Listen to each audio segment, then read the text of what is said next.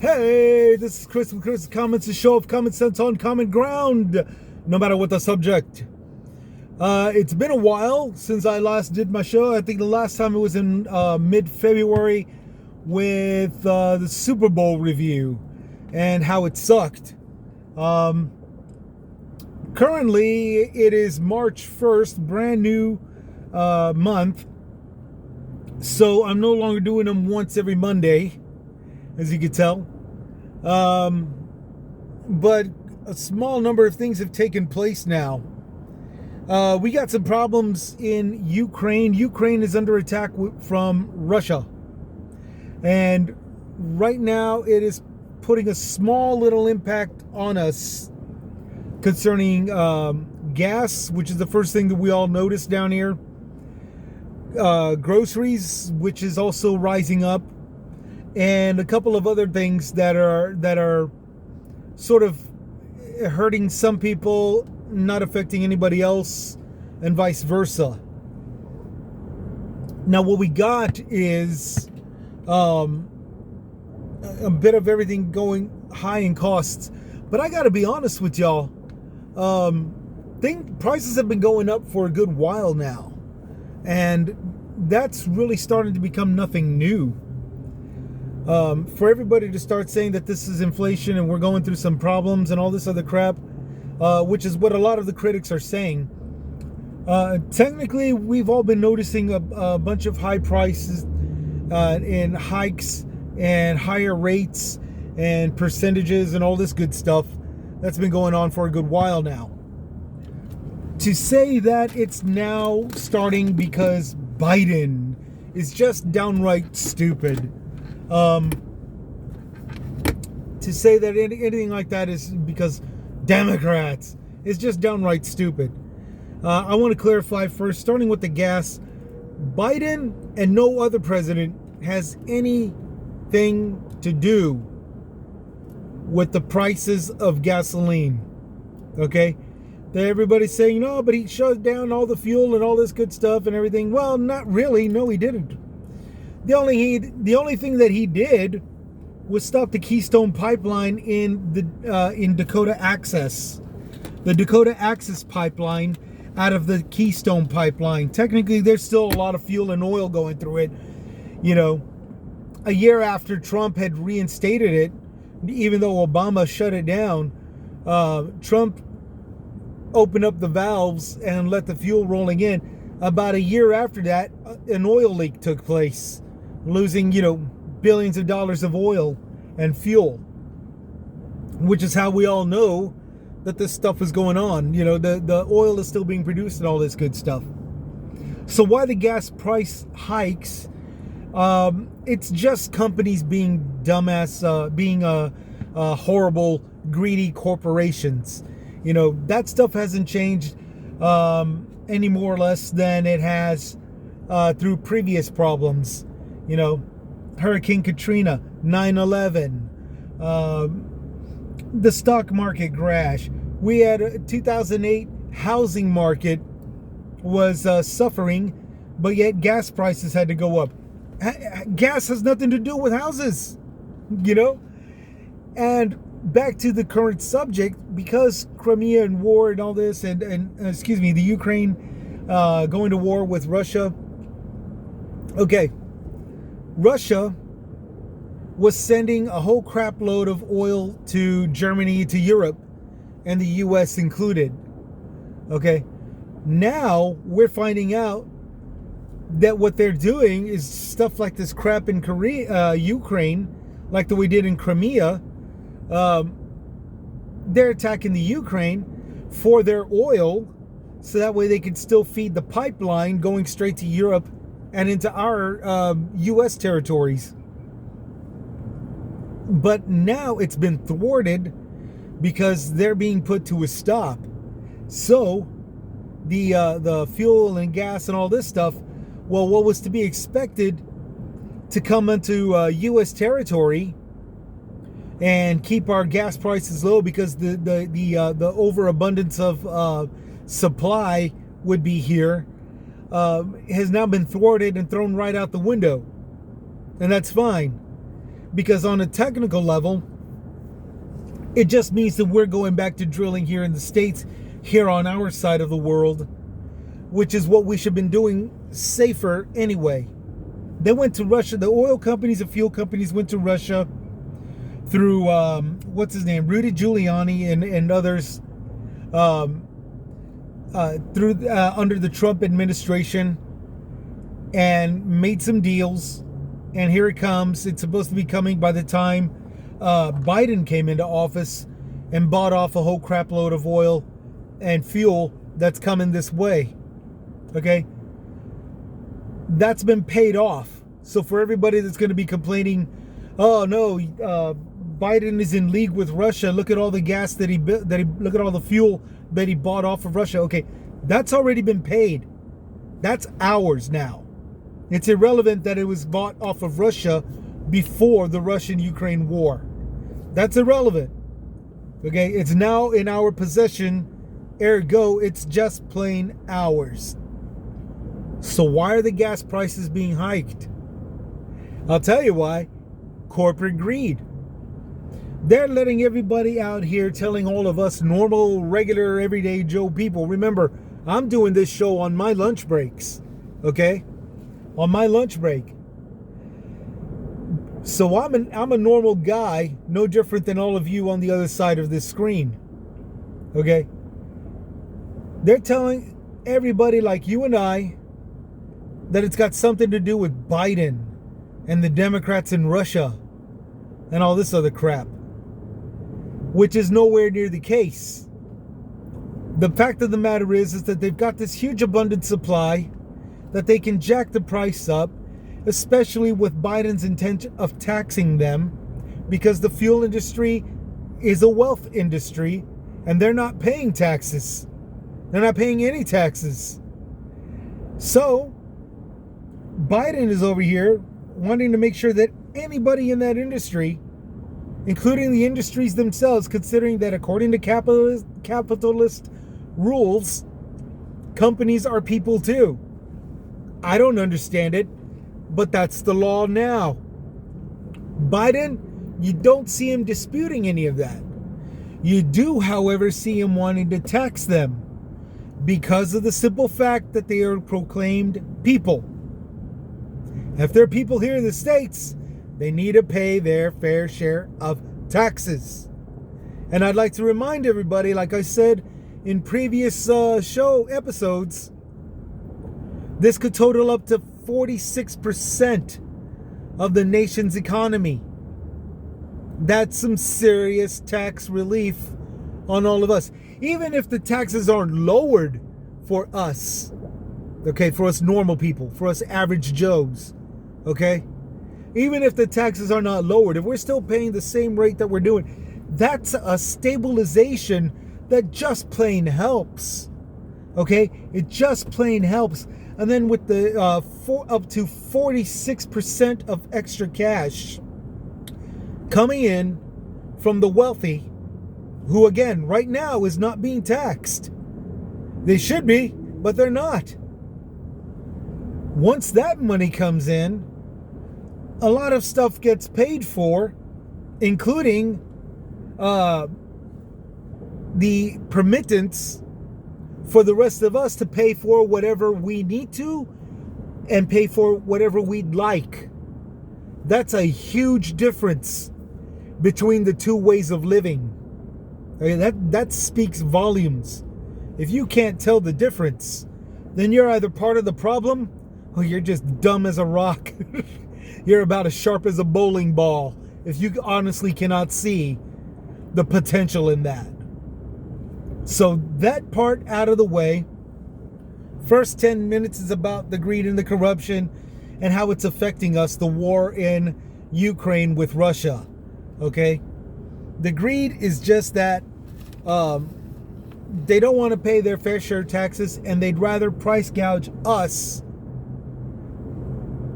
to make you believe that Biden is causing problems, which is nowhere near the truth.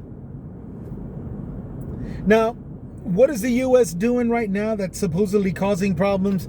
They're expanding sanctions against the Russian central bank, for one, which is good because you want to hit somebody where it really counts, in the pocketbook, okay?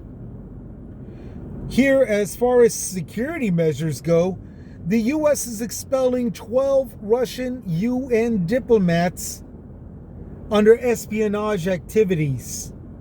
Whether it's true or not, because there's really nobody leaking out or providing any information as to what it is that they're doing that qualifies as espionage. However, whether it's true or not, the simple fact that we've got people that are representatives of a country that is causing problems to Ukraine while trying to force us to look the other way in the name of profit, okay? This is a good thing. You want these guys that are on the inside kicked out. Okay. Now, here's something that's going on. A movement from the Russian convoy still moving into the Ukraine while the first peace talks end. The first round peace talks have finally finished. Russia's not stopping, okay? They've caused quite a bit of problems and stuff concerning, 500,000 in 5 days, which is a foreshadowing of refugees, a refugee crisis in Europe. They're leaving. They're in traffic jams and in long waits while trying to cross the borders. Okay, the civilians are trying to get out of harm's way because the convoy is still coming. Now, ICC, which is the International Criminal Court, did a probe under war crimes in Ukraine. Okay, the human rights chief, Michelle Bachelet, I do apologize for not enunciating that correctly. It's either Bachelet or Bachelet. Michelle Bachelet. She's a president of the current president of Chile, but she has this title in the United Nations as human rights chief. Now, her office has confirmed at least 102 civilians, including 7 children, killed in the Russian invasion so far. 304 others wounded in the Ukraine. Okay? Now, that was since Thursday, the 24th. Okay? And she's cautioned that the tally is likely a far vast undercount, meaning that there's more than likely a whole lot more casualties than were expected that we're counting right now. Okay, so we've got a pretty serious problem with this, and it's got to be looked into pretty soon. It's got to be carried out, especially this one thing that came up at last minute before. There's a lot of it that came up. Unfortunately, I didn't really have any time because, again, I'm doing this stuff on my lunch break. I'm writing this stuff down as it comes, moments before, if not a full day before. Everything was written yesterday evening, and it's now 8:50, March 1st, the next day.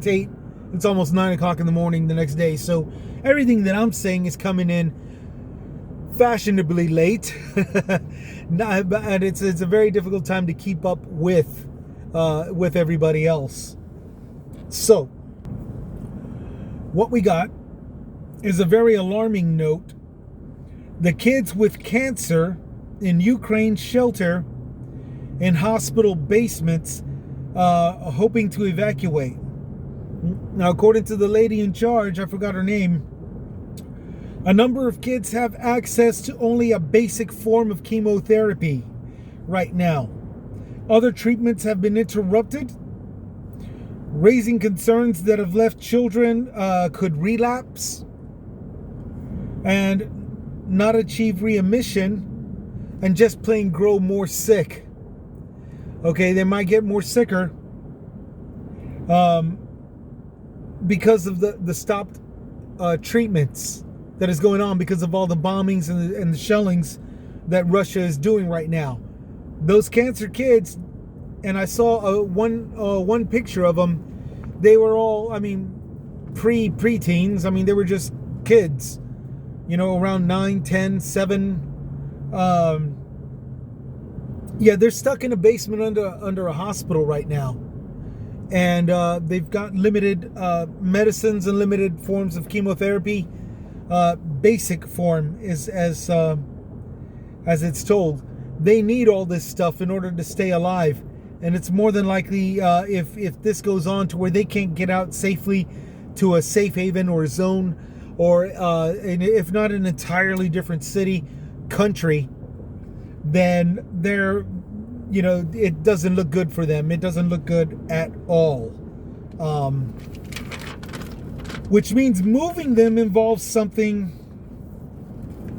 like what we're doing here in the States. 40 Democrats, 2 Republicans said that the Biden administration should offer Ukrainians in the U.S. acceptance to temporary protected statutes, a humanitarian deportation relief program for immigrants whose native countries have been beset by war, natural disasters, or other crises. Now, this is protection for migrants that are currently here right now. However, that same process and policy could be used to transport some of the Ukrainians over here into the States, and particularly something like those little kids that are undergoing chemotherapy and other types of medicines because they're cancer patients. They got to be pulled out of there. They got to be sent somewhere.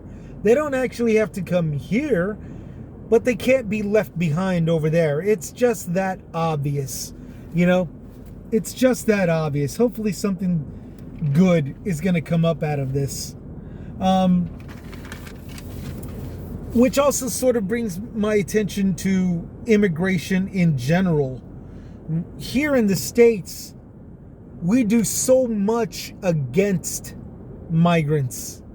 We do so much against them.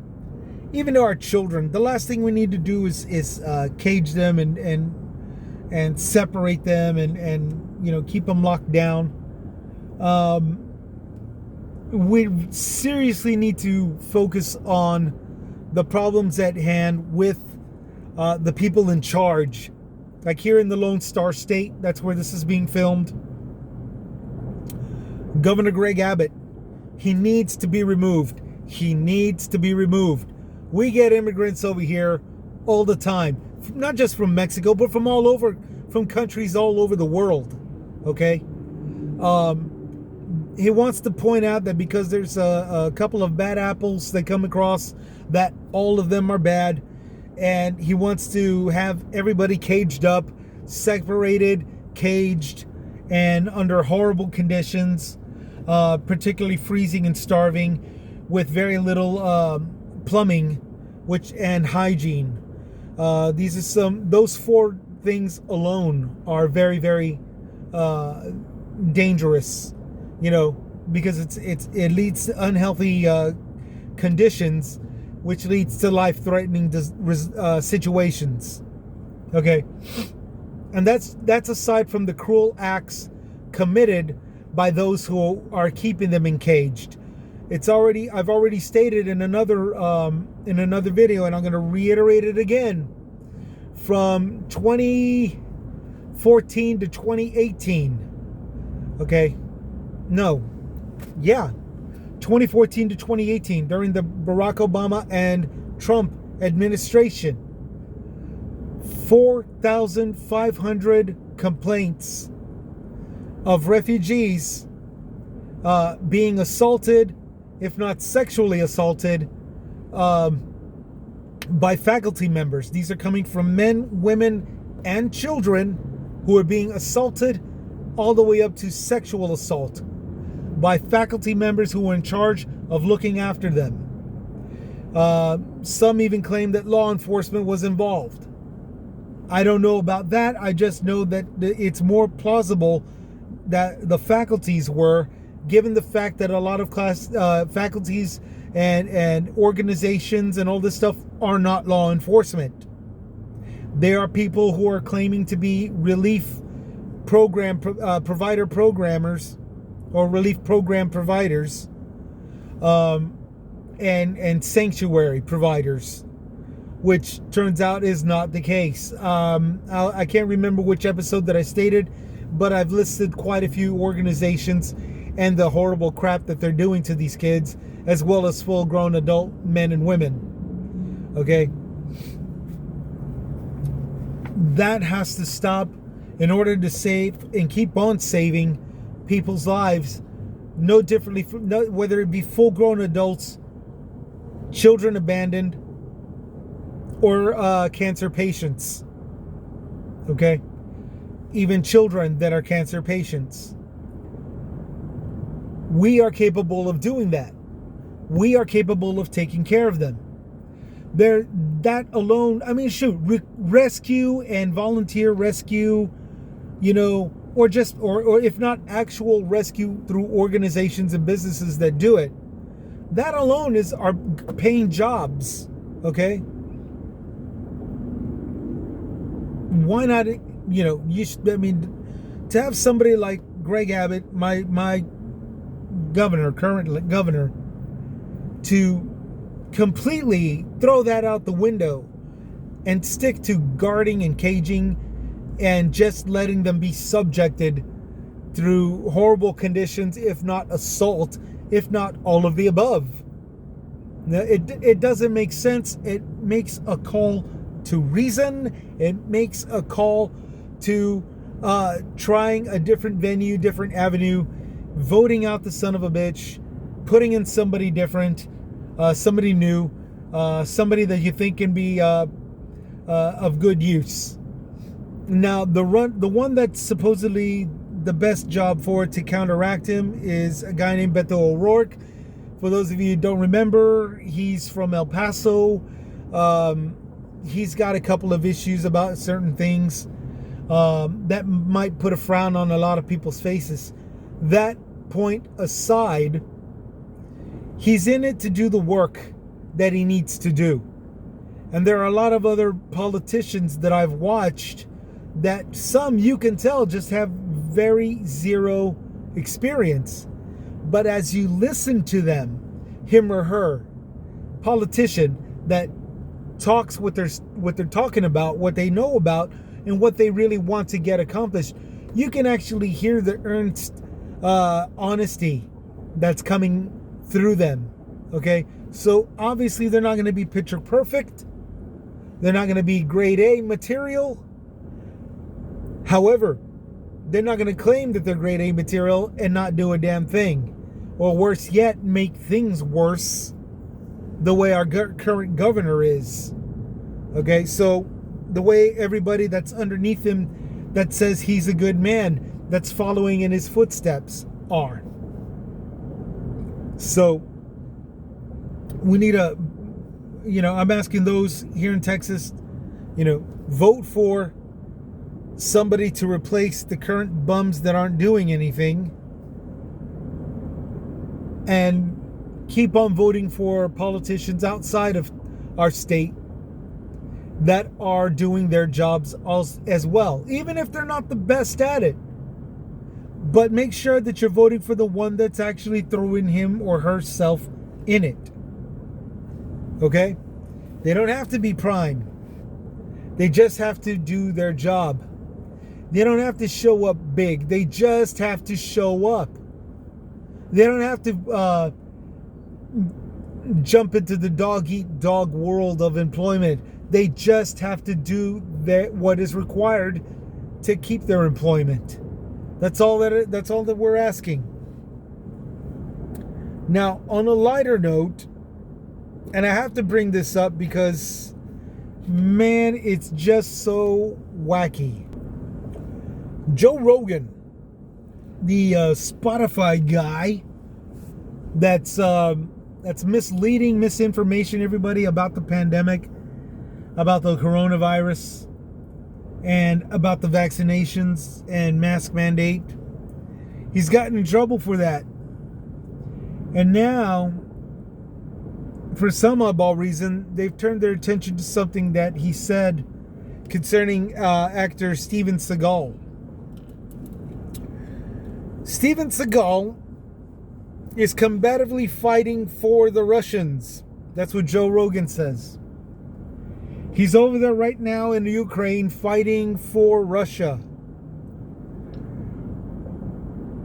I gotta be honest, I also think that's true. I'm just joking around. I don't care if it's true.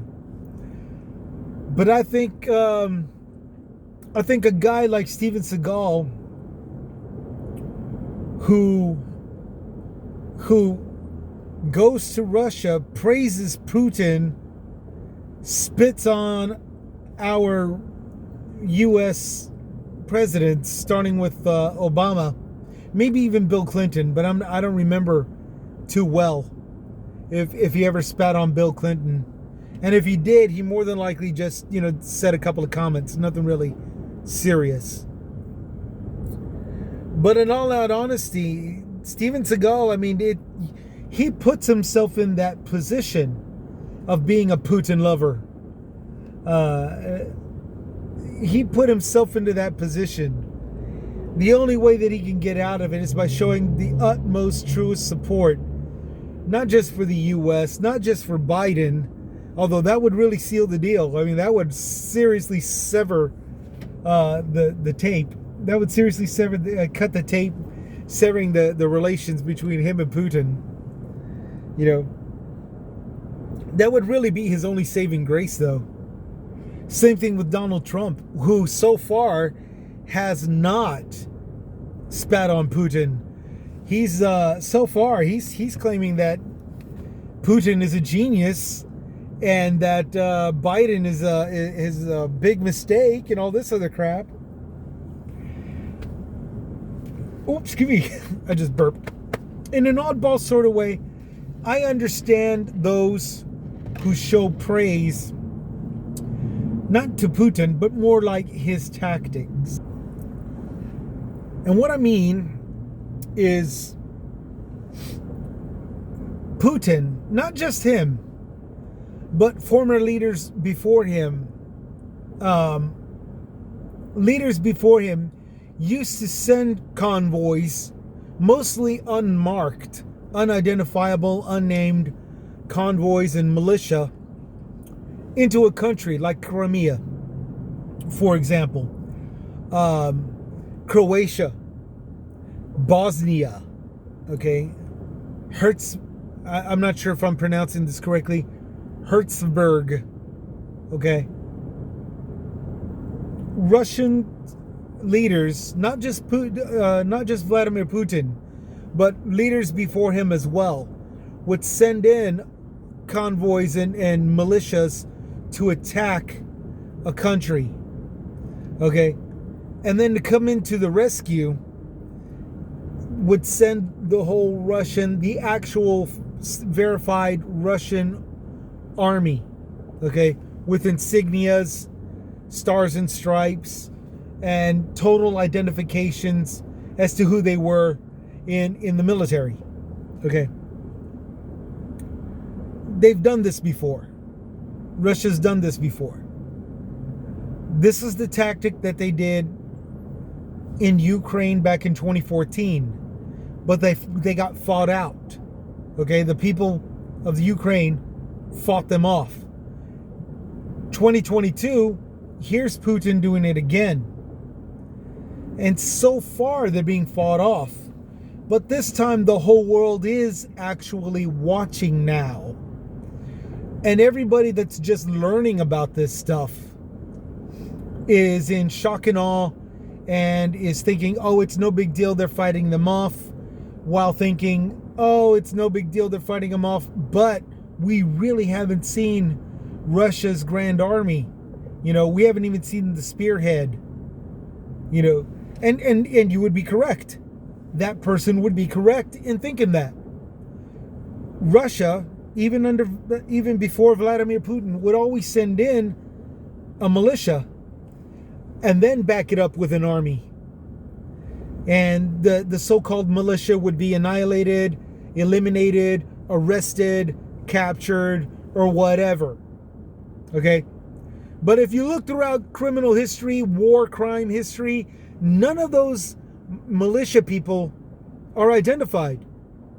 Not when they're caught, not when they're killed, not when they're blasted into little bits. You're telling me they're blasted into bits, no fingerprint or toe print or dental records or dental shape of dental. None of that could be found. None of that can be found. Not even to be mysteriously unknown. I don't know what. I don't remember what the military term is. Combative term. Grave unknown. Whatchamacallit, missing in action. You know. None of them could be found. There's no records of that. No journalist has gone over to Russia to say, "Hey, who are those people?" and have gotten a straight answer. No representative of Russia has come out and said, you know, we annihilated them. We saved Croatia. We saved Bosnia. I mean, we're still occupying it for their oil, but that's beside the point. These are the names of the people that were attacking them. None of that was ever done. And none of that is done now. Just watch. You know, there's going to be a lot of peace talks and all this stuff and accusations of Nazism by the Jewish president, their Jewish Ukrainian president. You know, there's going to be a bunch of talks and all this stuff, but nobody's going to be touching that militia that's coming sneaking in. Technically, there's no need because now, you know, satellites and drones and helicopters, cameras and press media cameras and all them, they're all recording the convoy coming in from Russia. Okay, now it's not a big secret. Not in this particular assault. Unlike it was before. Where if we were lucky, one camera guy would be out there recording stuff. You know? It wasn't as big as it is now. That news just wasn't as big as it is now. How we got this lucky, I'm not really sure. What I do know is that people like Seagal and Trump probably did their fair share of parts in making Russia recognizable, putting Russia under the watchful eye. All the opposition and critics of Biden are saying he knew from the get-go. He knew that they were coming. Well, yeah, he already hit Ukraine before. Putin already hit Ukraine before. Back in 2014. Putin tried hitting it back when he got Crimea. Russia tried hitting Ukraine back when they were attacking Kosovo. Russia tried hitting Ukraine as well back when they were hitting Bosnia. You know, yeah, everybody saw it. Of course he gets it. They got a huge 100-year history of Russia coming after them. So that it's pretty dumb to be saying that this one's the shocker and that nothing like this could have ever happened under any previous presidents, because it was all foreseen many moons ago. Yeah, except that's what's been going on for a damn good while. You know, it's more than likely ignored because it was just another day in paradise over there. You know, pretty much like the way it's just another day in paradise over in the Middle East, where the skirmish went on. I don't think there's anybody out there except for the ones that are broadcasting just like this that actually paid attention to everything that went on in the Middle East, like the way everybody was when 9/11 took place. I saw so many people gathering newspapers, cutting out clippings, recording and dating stuff on their computers. iPhones really weren't this powerful back then. We really didn't have this kind of capability the way we do now back in the early 2000s. They were still flip phones. They were still the kind that opened up like with a screen. And then there was like the Razor, which opened up certain angles, which was pretty cool, by the way. There's others that opened up like a book. There was others that opened up like a clamshell. And there was the ones that, like on the Matrix, where the speaker came out by a push of a button, but there was no viewing screen on it. At best, you had a flip phone that had that little camera that went in the early 2000s. You know, so there was hardly anybody really recording it. You had to go to the library or something. You had to get a internet SNL or excuse me, SNL, DSL. You know, you had to go over there and get that, and you had to Xerox pages of it. You know, you had a photocopy of it, and Xerox had it printed out of your printer. So time goes by, 20 years went by, and you know, nobody remembers, nobody knows who the leaders are now. All those wanted terrorists out of the 52 cards, they already got X'd out. They got completed, I think like 2 years after the deck of cards was made. You know? A whole 2 decades went.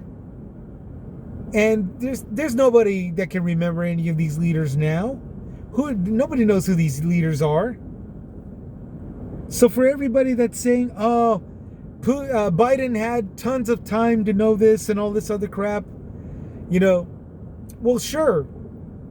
And every announcer out there could have predicted this if that was the case. You could have known when it was. There should already be recordings of everybody that was paying attention, so-called paying attention to everything that was happening over there. Okay?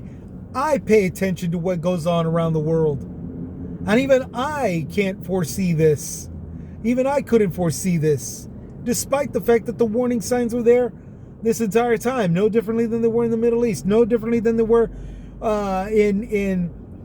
when Pakistani and Israel got down into it earlier this year. They were throwing down on each other this year. And Palestine wound up getting their asses whooped. But nobody saw that stuff, despite the fact that it was always predictable. Because there's always an Israeli-Pakistani conflict. There's always a conflict like that. So for everybody to say, oh, Biden had all this time, he screwed up and all this stuff, they're wrong. They are just plain wrong.